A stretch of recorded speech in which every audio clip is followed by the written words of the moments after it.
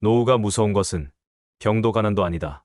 바로 이것 때문이다. 사람들은 나이가 들면 돈이 없어서 죽는 줄 안다. 아니면 병에 걸려 몸이 무너지는 게 가장 큰 비극이라고 믿고 평생을 벌벌 떨며 산다.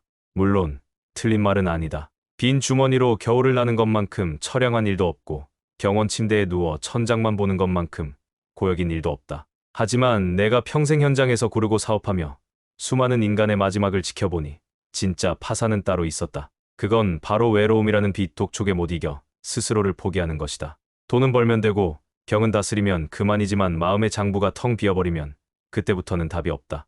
인생은 결국 혼자 남는 장사다. 이 사실을 인정하지 못하고 끝까지 남의 손이나 붙잡으려 구걸하는 사람은 반드시 망하게 되어 있다. 지금부터 내가 하는 말은 샌님들의 도덕책 이야기가 아니다.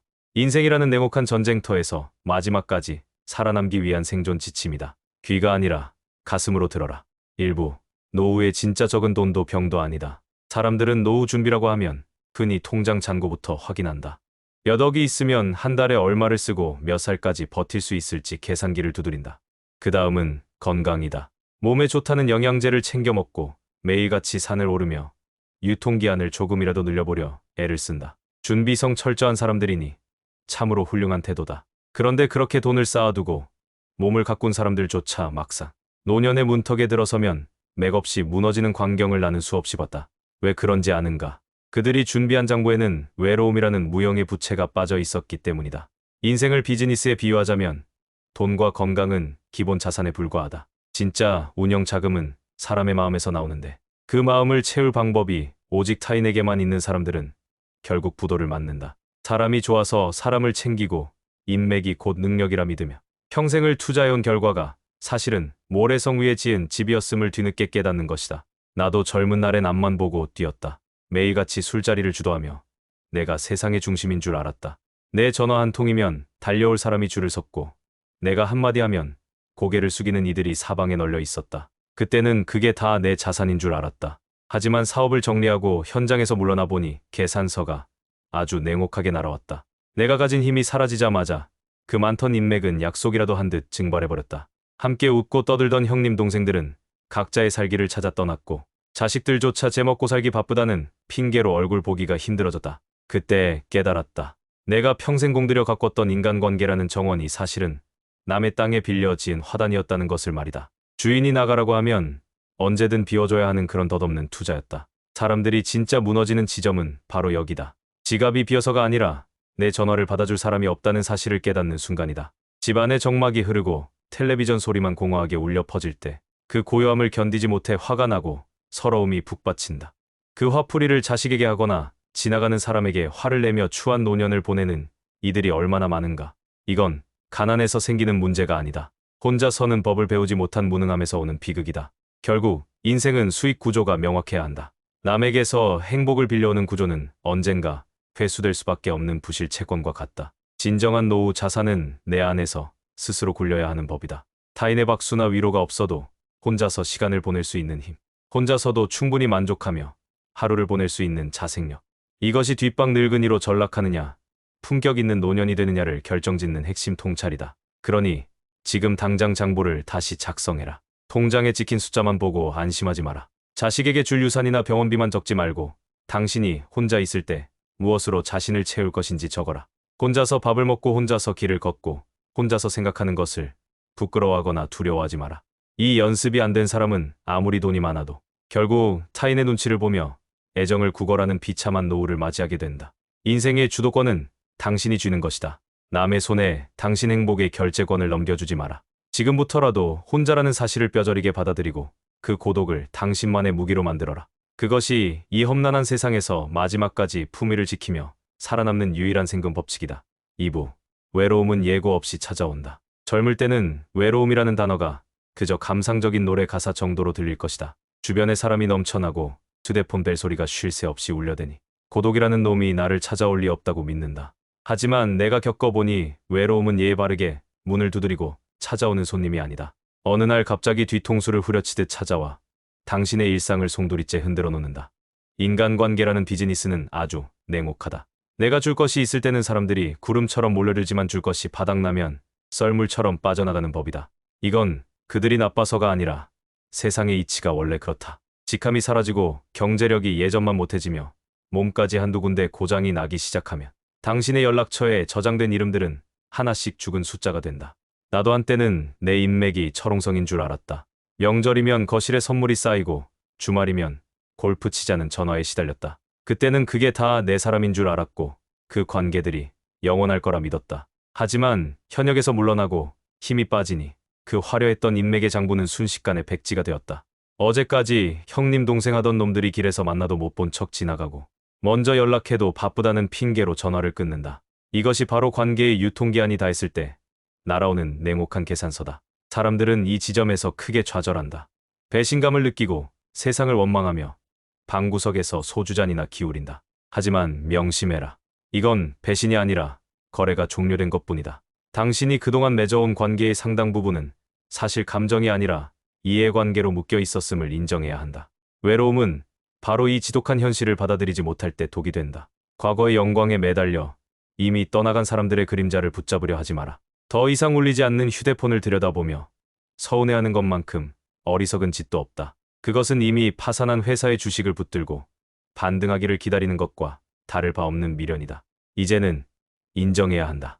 인간관계의 재고 정리를 시작할 때가 온 것이다. 가짜 인연들이 빠져나간 빈자리를 억지로 채우려 애쓰지 마라. 그 빈 공간을 그대로 두는 법을 배워야 한다. 그 적막을 견디지 못해 아무에게나 전화를 걸고 모임에 나가 박수를 치는 행위는 스스로를 더 비참하게 만들 뿐이다. 결국 노후의 생존력은 이 냉혹한 계산서를 얼마나 담담하게 받아들이느냐에 달려있다. 사람이 떠나가는 것은 당신이 잘못 살아서가 아니라 인생의 계절이 바뀌었기 때문이다.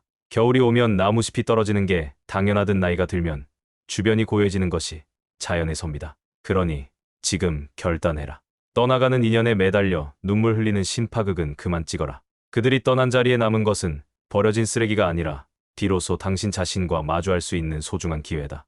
혼자 남겨진 시간을 두려워하지 말고 그 고요함을 당신의 새로운 자산으로 삼아라. 홀로 서 있는 나무가 가장 깊은 뿌리를 내리는 법이다. 3부. 혼자 있는 것과 외로운 것은 다르다. 사람들은 혼자 있는 사람을 보면 무슨 큰 문제라도 있는 것처럼 쳐다본다. 성격이 모나서 주변에 사람이 없다거나 인생을 잘못 살아서 말년이 적막한 것이라며 제멋대로 딱지를 붙인다. 이런 시선이 무서워서 사람들은 억지로 모임에 나가고 마음에도 없는 웃음을 흘리며 시간을 낭비한다. 하지만 분명히 알아야 할 사실이 있다. 혼자 있는 것과 외로운 것은 완전히 다른 차원의 이야기다. 외로움은 남에게 의존하는 마음이 채워지지 않았을 때 생기는 일종의 결핍 현상이다.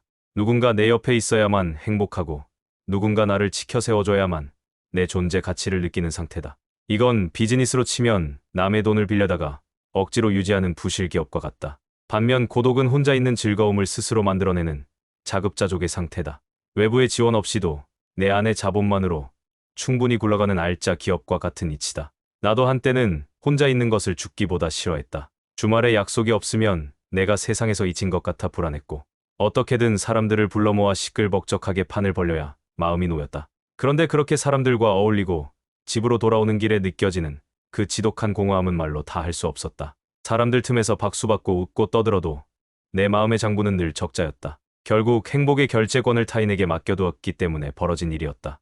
노후의 생존력은 바로 이 고독을 견디는 능력이 아니라 즐기는 능력에서 나온다. 혼자서 차 한 잔을 마셔도 그 시간이 충만하고 아무도 없는 방에서 책 한 권을 읽어도 세상과 소통하는 기분을 느낄 수 있어야 한다. 이것이 준비되지 않은 사람은 나이가 들수록 타인에게 구걸하는 인생이 된다. 자식에게 왜 자주 안 오느냐고 타박하고 친구들에게 왜 먼저 연락 안 하느냐고 서운함을 토로하는 그 순간 당신의 품격은 바닥으로 떨어진다. 냉정하게 말해서 당신이 외로운 이유는 주변에 사람이 없어서가 아니다. 당신 스스로가 자신과 노는 법을 모르기 때문이다. 평생을 남의 눈치 보고 남의 장단에 맞춰 춤추느라 정작 당신이라는 사람과 대화하는 법을 잊어버린 것이다. 자신과 친해지지 못한 사람이 어떻게 남과 진정한 관계를 맺을 수 있겠는가? 고독은 형벌이 아니라 고품격 자산이다. 혼자 있는 시간은 오롯이 나 자신에게 투자할 수 있는 유일한 기회다. 이 시간에 내면의 목소리를 듣고 내 삶의 찌꺼기를 걸러내야 한다. 그렇게 홀로 서기가 가능해질 때 비로소 타인과의 관계에서도 여유가 생긴다. 있으면 좋고 없어도 그만인 상태. 이런 담담한 마음가짐이 있어야만 나이가 들어서도 취해지지 않는다. 그러니 이제는 혼자 있는 시간을 두려워하는 그 나약한 마음부터 손절해라. 적막이 찾아오면 그것을 당신의 영혼을 채우는 고요한 축복으로 받아들여라. 혼자서도 충분히 행복할 수 있는 사람만이 다른 사람과 함께 있을 때도 진짜 빛이 나는 법이다. 남의 박수 소리에 목매지 말고 당신 스스로 당신의 인생에 박수를 쳐줄 수 있는 실력을 키워라. 그것이 노후라는 긴 전쟁터에서 당신을 지켜줄 가장 강력한 방패다. 4부. 지금부터 혼자 사는 연습을 시작해라. 사람들은 일이 닥쳐야 비로소 깨닫는다. 배가 침몰하기 시작할 때 수영을 배우려 하면 이미 늦은 것이다. 혼자 사는 것도 기술이고 훈련이다. 갑자기 혼자가 되었을 때 허둥대지 않으려면 힘이 남아있는 지금부터 그 근육을 키워야 한다. 나도 처음에는 혼자 밥 먹는 법조차 몰랐다. 식당에 혼자 들어가는 게 무슨 큰 죄라도 짓는 것 마냥 쑥스럽고 남들이 나를 처량하게 볼까봐 고개를 숙였다. 누군가와 대화하지 않으면 입안에 가시가 돋는 것 같아 쉴 새 없이 전화를 돌려대기도 했다. 하지만 그때 깨달았다. 내가 나 자신과 대화하는 법을 모르면 평생 남의 비위나 맞추며 살아야 한다는 사실을 말이다. 혼자 사는 연습은 거창한 게 아니다. 익숙한 것들과의 결별에서 시작한다. 매일부터 지내던 배우자나 자식, 그리고 친구들과의 의도적인 거리 두기를 시작해라. 하루에 딱 몇 시간만이라도 누구의 방해도 받지 않고 오롯이 당신만의 시간을 보내는 연습을 해야. 전화기를 끄고 텔레비전 소리도 지우고 적막한 방 안에서 당신의 호흡 소리를 들어봐라. 처음에는 그 고요함이 고문처럼 느껴지겠지만 그 고통을 넘어서야 진짜 독립이 시작된다. 인생이라는 비즈니스에서 가장 위험한 투자는 올인이다. 사람에게 올인하고 관계에 올인하는 인생은 그 관계가 무너질 때 함께 침몰한다. 당신이라는 배에 구명정 하나는 마련해둬야 할 것 아닌가. 그 구명정이 바로 홀로 서는 능력이다. 혼자서 밥을 차려 먹고 혼자서 길을 걷고 혼자서 생각의 타래를 풀어내는 것. 이 사소한 습관들이 모여 노년의 단단한 성벽을 이룬다. 그러니 내일부터 당장 실천해라. 누구의 동행도 없이 혼자서 가장 좋아하는 식당에 가서 밥을 먹어라. 남의 눈치 보지 말고 당신이 좋아하는 맛에만 집중해라. 또 하루는 전화기를 집에 두고 동네 한 바퀴를 돌아라. 누군가에게 연락하고 싶어 손이 근질거릴 때 그 욕구를 꾹 눌러봐라. 그 결핍의 순간에 당신의 내면은 비로소 성장한다. 연습 없는 성공은 없다. 노후의 평온함은 거저 주어지는 선물이 아니다. 지금 당신이 흘리는 고독의 땀방울로 사는 유료 티켓과 같다. 독립된 인간만이 타인에게 존중받는다. 남의 손을 빌리지 않고도 당신의 하루를 완벽하게 경영할 수 있을 때 비로소 당신은 인생이라는 장부의 진정한 주인이 될 수 있다. 5부. 혼자서도 쓸모있는 사람이 되어라. 노인들이 가장 많이 하는 실수가 뭔지 아는가? 이제 일 끝났으니 편히 쉬고 싶다며 스스로를 뒷방으로 밀어넣는 것이다. 등산이나 다니고 서예나 배우며 소일거리나 찾으면 노후 준비가 다 된 줄 안다. 하지만 내가 현장에서 뼈저리게 느낀 진실은 다르다. 인간은 쓸모가 없어지는 순간부터 급격하게 늙고 외로움이라는 병에 전염된다. 나도 사업을 그만두고 처음 몇 달은 참 좋았다. 늦잠도 자고 골프도 치러 다니며 남들이 부러워하는 백수 생활을 즐겼다. 그런데 시간이 갈수록 가슴 한구석이 텅 비어가는 기분이 들었다. 아무도 나를 찾지 않고 내가 사회를 위해 할 수 있는 일이 아무것도 없다는 사실을 깨닫는 순간 나는 내가 재고 처분된 낡은 물건처럼 느껴졌다. 세상이라는 시장에서 내 가치가 제로가 되었다는 공포가 외로움보다 더 무섭게 다가왔다. 인생이라는 비즈니스에서 쓸모는 존중의 화폐다. 남이 나를 찾아주길 기다리지 말고 스스로를 쓸모 있는 인간으로 계속 개조해야 한다. 여기서 말하는 쓸모는 대단한 돈벌이를 하라는 뜻이 아니다. 혼자서도 무언가를 생산해내고 자기 몸 하나는 완벽하게 건사하며 주변에 작은 도움이라도 줄 수 있는 능력을 말한다. 기계도 돌리지 않으면 녹이 슬고 물도 고이면 썩는 법이다. 취미라는 이름의 도피처에 숨지 마라. 취미는 시간을 죽이는 일이지만 쓸모는 시간을 살리는 일이다. 공부를 해서 지식을 나누든 손재주를 익혀 무언가를 고치든 아니면 매일같이 주변을 청소하며 질서를 세우든 당신만의 생산적인 활동이 있어야 한다. 그것이 외로움이라는 찬바람을 막아주는 가장 두꺼운 방패다. 사람들은 쓸모 있는 사람 곁으로 모이게 되어 있다. 구걸하지 않아도 당신이 가치 있는 사람이라면 세상은 당신을 혼자 내버려 두지 않는다. 설령 끝까지 혼자라 할지라도 스스로 무언가에 몰입해 결실을 만들어내는 사람은 외로울 틈이 없다. 자신이 만든 결과물을 보며 느끼는 자부심이 타인의 박수보다 훨씬 더 값지기 때문이다. 그러니 지금 당장 당신의 기술 스택을 점검해라. 평생 써먹던 직함 떼고 이름 석자만 남았을 때 당신이 세상에 내놓을 수 있는 가치가 무엇인지 냉정하게 계산해봐라. 아무것도 없다면 지금부터라도 배워라. 글을 써서 남들에게 지혜를 전하든 작은 텃밭이라도 일궈 생명을 키워내든 당신의 손때가 묻은 결과물을 만들어내라. 인생 장부의 마지막 칸에 소비자라고 적지 말고 생산자라고 적어라. 죽는 날까지 자기 몫을 다하는 사람. 누구에게도 짐이 되지 않고 오히려 주변을 밝히는 사람. 그런 쓸모 있는 노인이 될 때 외로움은 감히 당신 곁에 얼씬도 하지 못할 것이다. 당신의 인생 가치는 당신의 손끝에서 결정된다는 사실을 명심해라. 6부. 혼자 살 준비가 된 사람만이 함께 살 자격이 있다. 인간관계의 묘한 역설을 알아야 한다. 사람들은 외롭지 않으려고 길을 쓰며 누군가를 곁에 두려 하지만 정작 혼자 있지 못하는 사람들끼리 모이면 서로의 고열을 짜내는 비극만 생긴다. 결핍과 결핍이 만나면 시너지가 나는 게 아니라 동반 파산으로 가는 지름길이 열릴 뿐이다. 진짜 건강한 관계는 독립된 한 사람과 또 다른 독립된 사람이 각자의 자리에 단단히 서서 서로를 존중하며 바라보는 것이다. 이것이 내가 살며 수많은 인간 군상을 지켜본 끝에 내린 인간 경영의 최종 결론이다. 나도 젊을 때는 누군가 옆에 없으면 내 존재가 사라지는 줄 알았다. 동업자가 있어야 안심했고 배우자가 옆에 있어야 평온을 유지했다. 하지만 돌이켜보니 그것은 사랑이나 우정이 아니라 의존이라는 이름의 빚이었다. 내가 바로 서지 못한 상태에서 맺은 관계는 결국 상대에게 내 행복의 결재권을 넘겨준 꼴이었고 그 무게를 견디지 못한 상대는 결국 나를 떠나갔다. 내 장부가 마이너스인데 남의 장부에서 돈을 빌려와 억지로 메꾸려 했으니 그 거래가 파산하는 것은 너무나 당연한 이치였다. 인생 장부의 최종 목표는 자립이다. 혼자서도 충분히 행복하고 마음의 곳간이 충만한 사람은 타인에게 무리한 요구를 하지 않는다. 상대가 있으면 그저 즐겁고 설령 없더라도 내 삶의 기둥이 흔들리지 않는 경지. 이런 담담한 독립심이 있어야만 비로소 남을 진심으로 대접하고 존중할 수 있는 여유가 생긴다. 자식에게 서운함이 생기고 친구에게 배신감을 느끼는 근본적인 이유는 당신이 그들에게 당신 인생에 너무 많은 지분을 넘겨주었기 때문이다. 이제는 당신 인생의 지분을 100% 회수해라. 누구에게도 기대지 않고 오직 당신 자신의 힘으로 하루라는 시간을 완벽하게 경영해라. 그렇게 단단한 독립군이 되었을 때 역설적으로 당신 주변에는 더 좋은 사람들이 모여들 것이다. 그들은 당신의 고독에서 뿜어져 나오는 묵직한 품격과 여유에 매료될 것이며 당신 또한 그들을 있는 그대로 사랑할 수 있게 될 것이다. 구걸하는 관계가 아니라 서로를 빛내주는 동등한 파트너십이 비로소 완성되는 것이다. 마지막으로 당부한다. 외로움을 피하려고 사람을 찾지 마라. 그건 밑 빠진 독에 물을 붓는 어리석은 짓이다. 먼저 당신이라는 독의 바닥을 단단히 고치고 그 안에 당신만의 물을 스스로 채워라.